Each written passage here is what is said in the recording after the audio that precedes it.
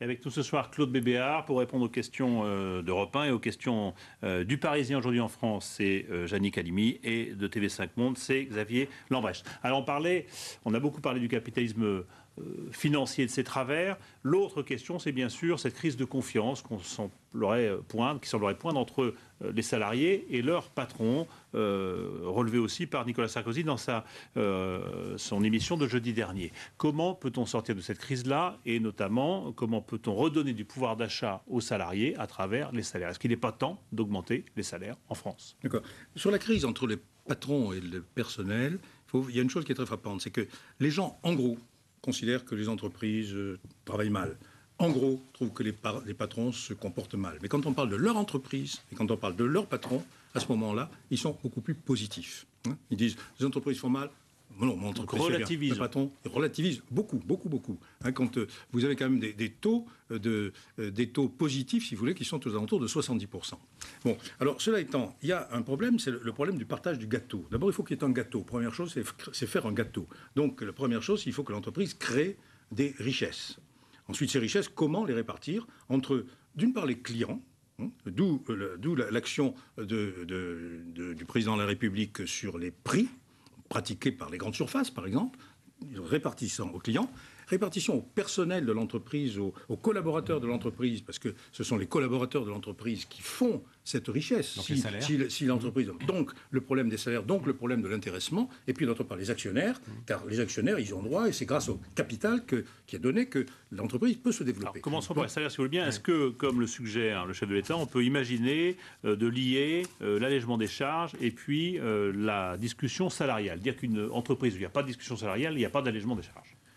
Oui, moi je préférerais d'ailleurs qu'il y ait une suppression totale des charges. Ce qui serait encore mieux. Non, mais je pense que... Vous voyez, mais sachez que quand le système a été mis au point après la guerre, le général de Gaulle aurait dit à son fils, c'est son fils qui le rapporte, que ce système de faire toutes ces charges, c'est-à-dire les problèmes de retraite, les problèmes de sécurité sociale, etc., en prélevant sur les salaires, était une absurdité économique. Et qu'il fallait trouver un autre système, et que provisoirement c'était le système le plus pratique, mais qu'on allait le changer. Il y a 60 ans que ça dure. Vous êtes pour une TVA sociale? Comment? Vous êtes pour l'instauration d'une TVA sociale? TVA sociale ou TVA, vous pouvez avoir TVA sociale. Je suis partisan qu'on donne au personnel la totalité de ce qu'il coûte. Il faut savoir que quand un employé, un collaborateur, gagne 80% dans sa poche, 80 € dans sa poche, il a coûté 160 € à l'entreprise. Moi, je préférerais qu'on lui donne les 160 € et en lui demandant de payer directement lui-même ce qu'il doit payer pour la retraite, pour la maladie, pour le taxer, etc. Voilà. Au profit de compagnies ou de mutuelles privées, donc. Vous êtes en train de défendre la dissolution, si je puis dire, de la sécurité sociale au profit de l'émergence de pôles privés. C'est un petit peu plus compliqué que cela, mais non, il doit y avoir une sécurité sociale qui maintient le système, mais l'exécution du système, ça peut être effectivement des mutuelles, des compagnies d'assurance, tout ce que vous voulez. C'est exact. Mais enfin, il y a un autre problème qui est le problème de la...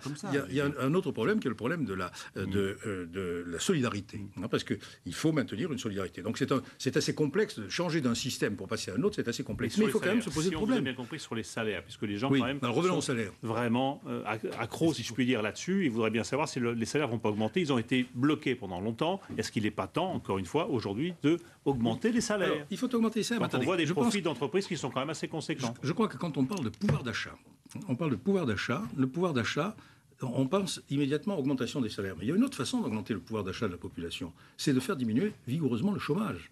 Parce que une partie des chômeurs sont payés par ce qui est prélevé sur les salaires. Donc, dès l'instant où vous avez le chômage qui descend vigoureusement, eh bien, à ce moment-là, vous avez la possibilité de donner plus à tout le monde. C'est un peu le cas aujourd'hui en France, le chômage recule. Effectivement, en ce moment, oui. Et je pense que ce mouvement... Donc les salaires devraient augmenter. Donc les salaires pourront augmenter. Ça, c'est absolument certain. C'est ce que vous recommanderiez aux dirigeants d'entreprise? Est-ce que vous leur dites ce soir, effectivement, il faut commencer à envisager d'augmenter le salaire, ouvrir des négociations sur cette question-là? Oui, quitte à diminuer la part qui va vers les dividendes, qui va vers les actionnaires. Oui, alors ça, il faut regarder entreprise par entreprise. Et puis, je vous rappelle que le système qui consiste à dire... le système proposé par le président de la République, moi je souscris tout à fait, c'est le système de la participation, en quelque sorte, de dire, si l'entreprise fait des bénéfices, vous avez une participation, vous avez un intéressement.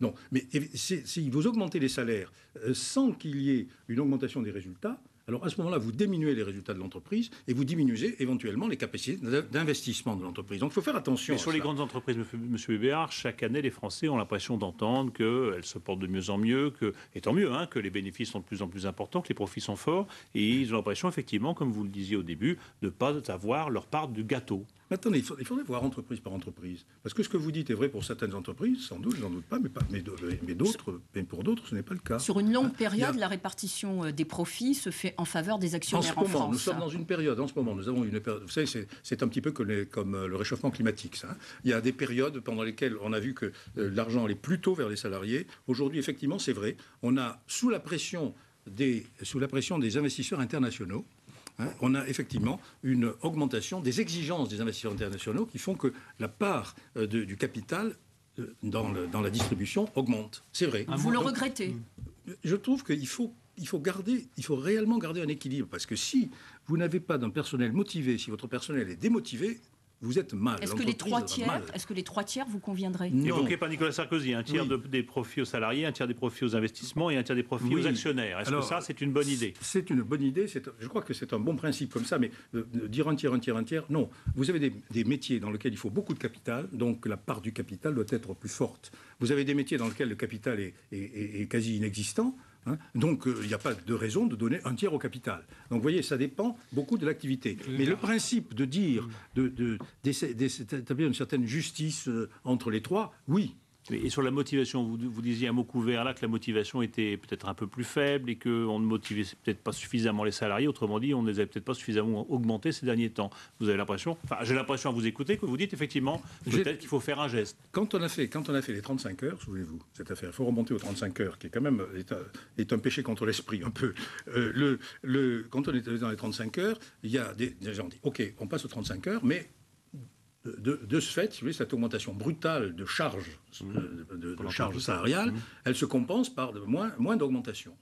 Et effectivement, on a pris l'habitude de donner moins d'augmentation. Et surtout, le problème, c'est que, vous l'avez dit vous-même, les discussions salariales dans l'entreprise, les discussions entre syndicats et patronat se sont un peu asséchées à cause de toutes ces opérations-là. Donc il faut rétablir cela. Donc vous dites on est à une charnière. On est à une charnière. Oui, et je constate avec un grand plaisir ce qui s'est passé récemment entre le MEDEF et les syndicats. On a quand même une reprise. Et là, merci M. Sarkozy, il a exercé une certaine pression là, sur les deux, sur les syndicats et le patronat. Et on a vu repartir la discussion, effectivement, discussion d'abord sur le problème des conditions de cessation des contrats de travail.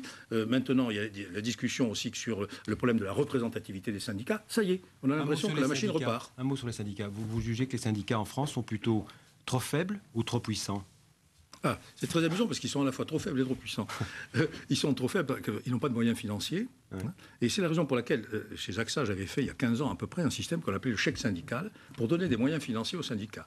Mais d'une façon assez originale et qui intéresse beaucoup d'ailleurs le MEDEF à l'heure actuelle qui regarde notre système avec beaucoup d'intérêt. Donc ils n'ont pas les moyens financiers qu'ils devraient avoir. Il n'y a pas... Mais d'autre part, ils ont quand même une importance dans le dialogue national, si je puis dire, dans le dialogue politique. Qui est quelquefois un petit peu disproportionné. Malgré un taux de syndicalisation très faible. Oui, mais le taux de syndicalisation, c'est comme pour les syndicats pour les partis politiques. Personne ne paie sa cotisation à un parti politique. N'empêche que les gens ont des opinions politiques et ils adhèrent dans leur cœur pour tel ou tel parti politique. Pour les syndicats, c'est pareil. Vous avez des gens qui refusent les syndicats. Par exemple, dans notre système de chèque syndical, il y a la moitié des gens qui donnent un chèque à chacun, totalement anonyme, et ils peuvent le donner à un syndicat de leur choix ou ils peuvent le déchirer. La moitié le déchire. Donc ça veut dire que la moitié de notre personnel ne se reconnaît dans aucun syndicat. Mais n'empêche que, quand il s'agit de voter aux élections syndicales, ils votent quand même à 80 et quelques %. Pourquoi? Ça veut dire, concrètement, je pense qu'il est bon qu'il y ait des syndicats, mais je ne suis pas content de ce qu'il y a à l'heure actuelle. Donc vous encouragez aujourd'hui ce qui se passe quand vous voyez effectivement que le dialogue syndical reprend, quand on voit que la place des syndicats dans ces négociations-là reprend aujourd'hui. Absolument. On a besoin de syndicats. Quand vous n'avez pas d'intermédiaire, si vous voulez, dans une société,